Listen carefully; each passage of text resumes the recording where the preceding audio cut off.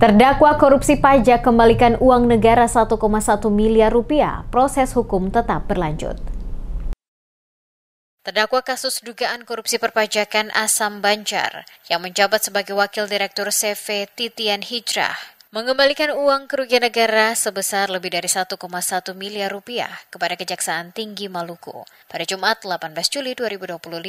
Kepala Kejati Maluku Agus Sunanto Prasetyo dalam keterangannya kepada awak media menjelaskan, uang tersebut diserahkan oleh adik kandung terdakwa sebagai bentuk itikat baik, turut mendampingi asisten pidana khusus Triono Rahyudi dan Kepala Kejaksaan Negeri atau Kejari Ambon Ardiansyah. Perkara ini menyeret dua orang terdakwa, yakni Asam Banjar dan HS yang merupakan Direktur Utama PT Tanjung Alam Sentosa. Keduanya diduga tidak menyetorkan pajak yang telah dipotong atau dipungut dari kegiatan usaha. Sebagaimana diatur dalam Pasal 39 Ayat 1, huruf I Jungto Pasal 43 Ayat 1, Undang-Undang Nomor 6 Tahun 1983 tentang Ketentuan Umum dan Tata Cara Perpajakan yang telah diubah terakhir dengan Undang-Undang Nomor 6 Tahun 2023. Hari ini telah dilaksanakan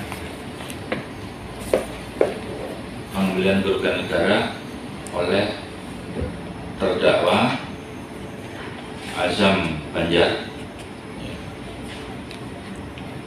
selaku Wakil Direktur CV Titian Hijrah yang diserahkan oleh adik terdakwa dengan sejumlah uang sebesar ini di sini ya 1 miliar 141 juta 235.264 rupiah. Nah, di sini ini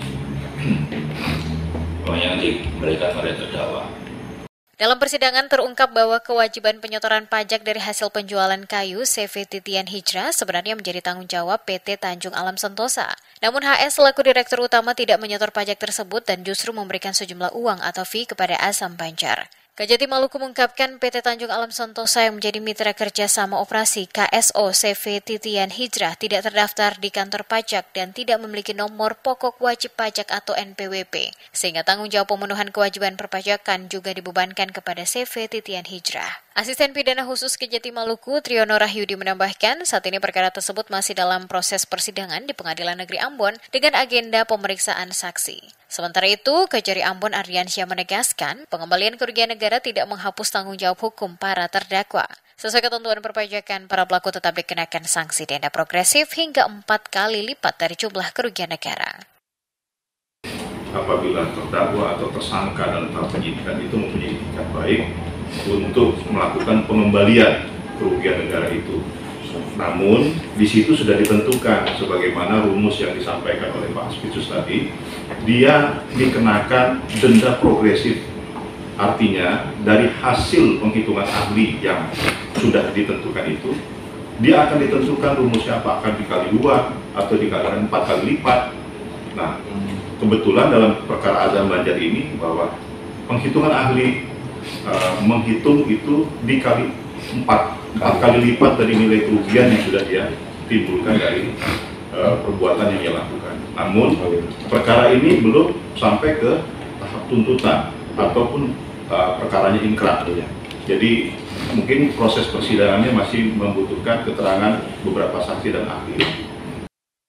Sebagai informasi, kasus ini sebelumnya ditangani oleh penyidik Pegawai Negeri Sipil PPNS, Direktorat Jenderal Pajak Kementerian Keuangan RI untuk wilayah Papua, Papua Barat, dan Maluku. Berkas perkara kemudian dilimpahkan ke Kejaksaan Negeri Ambon pada Mei 2025 dan kini memasuki tahap persidangan.